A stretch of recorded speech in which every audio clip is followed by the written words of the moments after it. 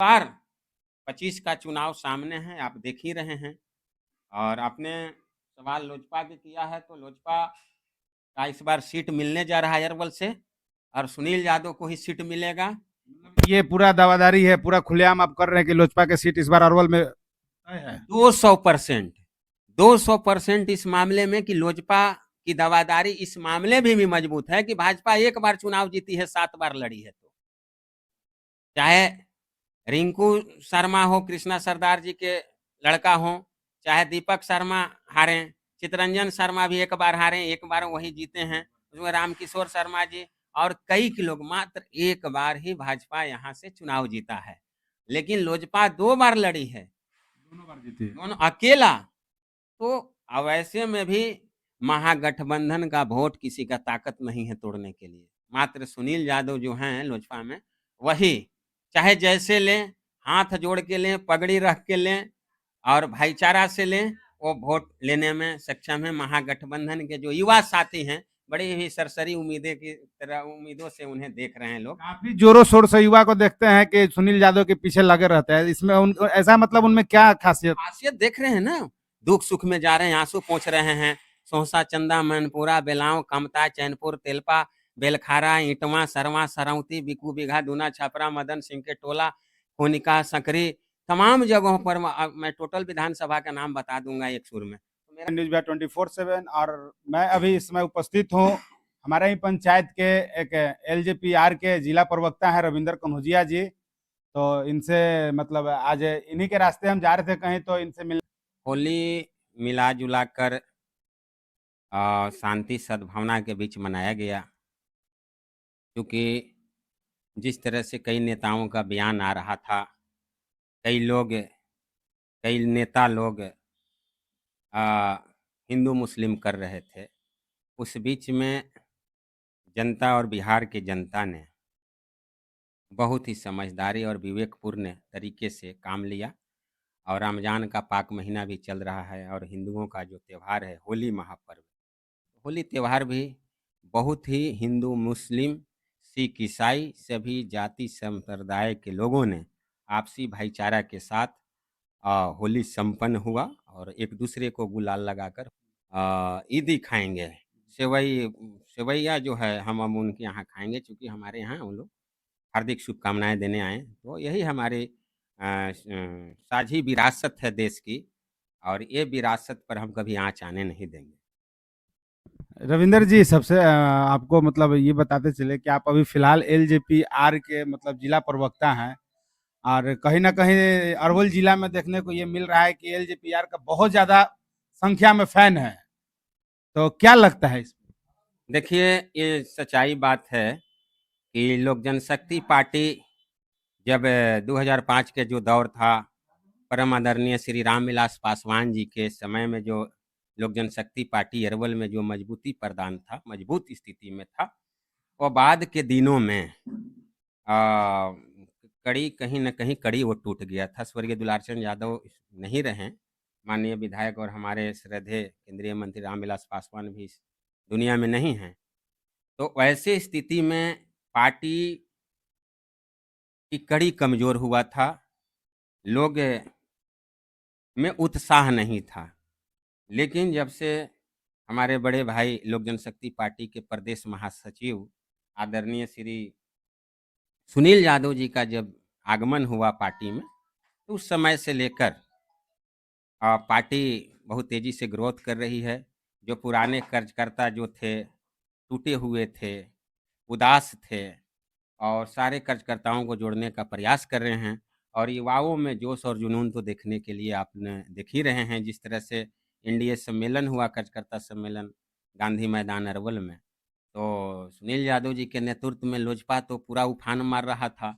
अब बाकी सारे एनडीए हम लोग मिलकर उस रैली को सफल बनाएं।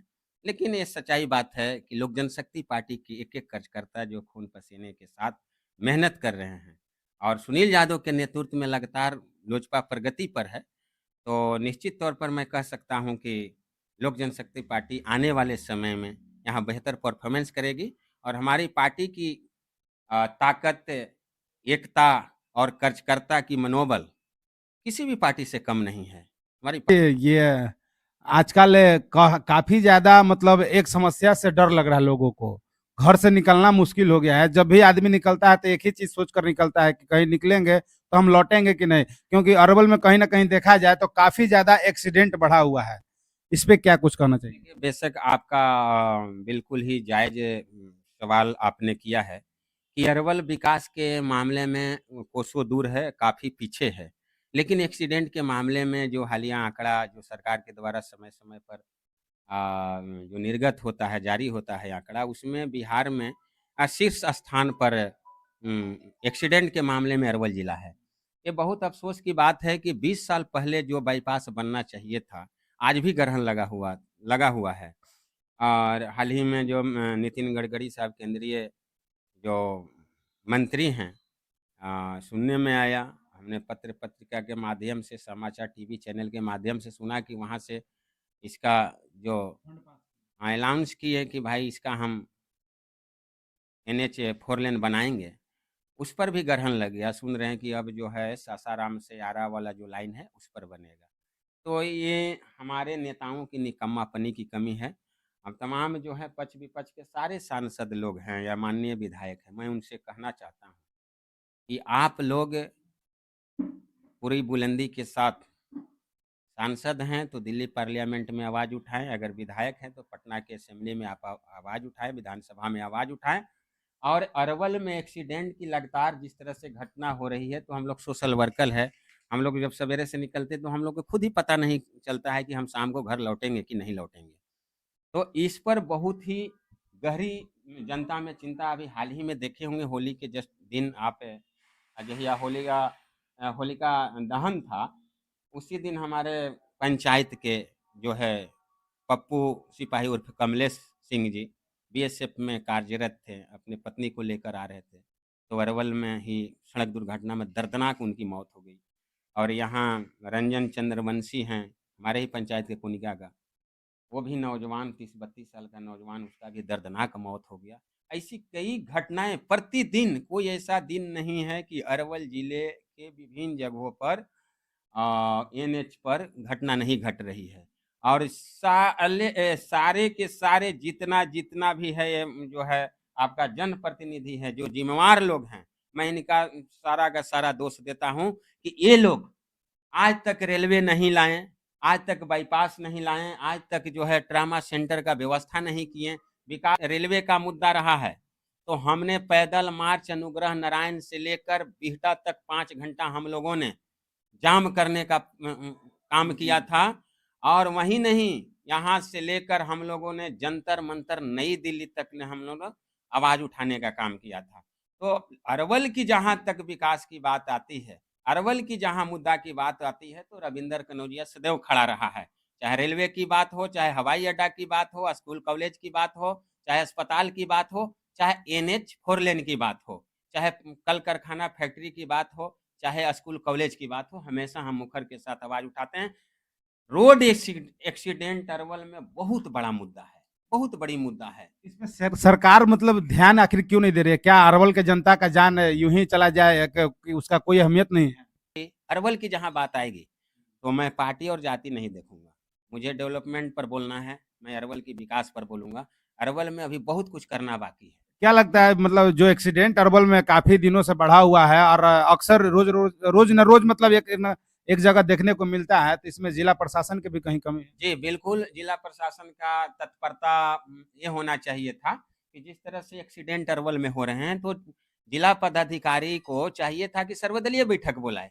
सर्वदलीय बैठक उसमें डीटीओ और परिवहन विभाग के रहें और तमाम जिला के जो सीनियर पदाधिकारी हैं और तमाम विभिन्न दलों के जो नेता हैं। और यहाँ के मैं जो प्रभारी मंत्री को भी मैं कहना चाहता हूँ कि जो आते हैं चुपे-चुपे, हरीश साहनी जी सर्किट हाउस में बैठ कर चले जाते हैं। चाहे विधायक हो, एमएलसी हो, तमाम लोगों को एक साथ बैठने की ज़रूरत है और सर्वदलीय बैठक बुलाकर तुरंत वैकल्पिक व्यवस्था करना चाहिए था यहाँ पे। अभी मान लीजिए कि जिस तरह से अरवल में दुकानदार भाइयों की दुकानदारी प्रभावित हो रहा है, छात्रों के लिए जो बस घंटों जाम में फँसे हुए हैं, एम्बुलेंस जो है आपको मरीज़ पटना ले जाना है, आपको बनारस ले जाना है, घंटों मरीज़ जो है जाम में कितने मरीज़ दम तोड़ दिए। ये लोगों को ध्यान देने की ज़रूरत है। और जब तक यहाँ करेजा वाला एमएलए नहीं बनेगा, जो दहाड़ने वाला जो है अपना हक छीन कर लाने वाला और आँख में आँख डालकर बात करने वाला जब तक एमएलए नहीं बनेगा, तब तक मैं सोचता हूँ कि यहाँ कोई विकास संभव नहीं है। अब जाति का ज़माना गया, जाति मंच तक और विकास में कोई जाति नहीं होना चाहिए। और इस बार 25 का चुनाव सामने है, आप देख ही रहे हैं। और आपने सवाल लोजपा के किया है, तो लोजपा का इस बार सीट मिलने जा रहा है अरवल से और सुनील यादव को ही सीट मिलेगा। ये पूरा दावादारी है, पूरा खुलेआम आप कर रहे हैं कि लोजपा की सीट इस बार अरवल में तय है। 200%, 200% इस मामले में कि लोजपा की दावादारी इस मामले में भी मजबूत है कि भाजपा एक बार चुनाव जीती है, 7 बार लड़ी है। तो चाहे रिंकू शर्मा हो, कृष्णा सरदार जी के लड़का हो, चाहे दीपक शर्मा हारे, चितरंजन शर्मा भी एक बार हारे, एक बार वही जीते हैं, उसमें रामकिशोर शर्मा जी और कई के लोग, मात्र एक बार ही भाजपा यहाँ से चुनाव जीता है। लेकिन लोजपा 2 बार लड़ी है, दोनों बार जीती है। दोनों अकेला।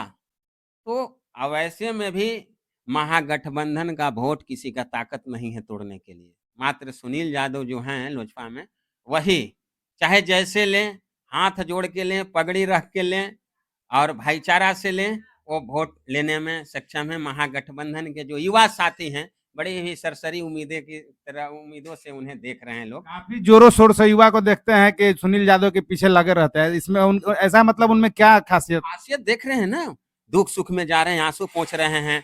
सोहसा, चंदा, मैनपुरा, बेलाव, कमता, चैनपुर, तेलपा, बेलखारा, ईटवा, सरवा, सरौती, बिकू, बीघा, दूना, छपरा, मदन सिंह के टोला, कोनिका, सकरी, तमाम जगहों पर मैं टोटल विधानसभा का नाम बता दूंगा एक सुर में। तो मेरा कहने का मतलब है कि सभी जगह अभी कोनिका में आ रहे हैं। आपको दूना छापरा में जाएंगे, विद्यार्थी पुस्तक का जो हैं मालिक हैं, उनका निधन हो गया है। कई जगह अगलगी है, कहीं शॉर्ट सर्किट में पूरे मकान जल गया, किसी का बच्चा एक्सीडेंट में मर गया, किसी का डिलीवरी में मर गया, किसी के माताजी का निधन हो गया, किसी का, सारे जगहों पर उनकी उपस्थिति है। और उपस्थिति के अलावे भी दुख में जो गरीब हैं, लाचार हैं, बेसहारा हैं, उन्हें आंसू पोंछ रहे हैं। जो बन रहा है उनसे थोड़ा बहुत आर्थिक मतलब कहीं ना कहीं सुनील यादव को देखा जा रहा है कि एक बेटा बनकर एक असहाय लोगों को सहाय। बिल्कुल लोकल, ठोकल और भोंकल, वो तीनों चीज हैं। उनकी राजनीतिक पृष्ठभूमि भी रहा है। इनके भौजाई 5 साल जिला परिषद अध्यक्षा रही हैं। हाँ, इनके परिवार के लोग कई बार मुखिया लगातार रहे हैं। राजनीतिक पृष्ठभूमि रहा है, लोकल हैं और बुलंद हैं, मजबूत इरादा वाले हैं और हर तरह से सक्षम भी हैं। इनको चंदा करने की जरूरत नहीं है। इनको चुनाव लड़ने के लिए माले लेखा इनको जो है 5-5, 10-10 रुपया गेहूं चाव नहीं तसिलना है। जिस तरह से हम लोगों ने 20 के कहीं ना कहीं इनका बैकग्राउंड सही है, जहां से ये अपना चुनाव पूरी तरह से मजबूती के साथ लोगों को, देखिए उनकी 1 रुपया कमाई है, 1 रुपया अगर कमाते हैं ईमानदारी से, उनकी जो कमाई है उसमें 1 रुपया में 60 पैसा वो लोगों को देते हैं। उनके पास जो रहने वाले लड़के लोग हैं, कर्जकर्ता हैं, खुशहाल। तब तो भाई धीरू भाई अंबानी ने न है, कुबेर के खजाना भी लुटा दीजिएगा तो यहाँ कम पड़ जाएगा। लेकिन जितना में है उतना में सेवा कर रहे हैं।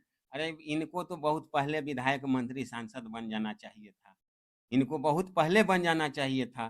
समझे, दुर्भाग्य है हम युवाओं के लिए कि इनके जैसे दादा वाला नेता बड़ी कम लोग हैं। बहुत बहुत धन्यवाद रविंद्र कनौजिया जी, आपका जो आपने मतलब अपने बातों को रखा, हमारे साथ साझा किए।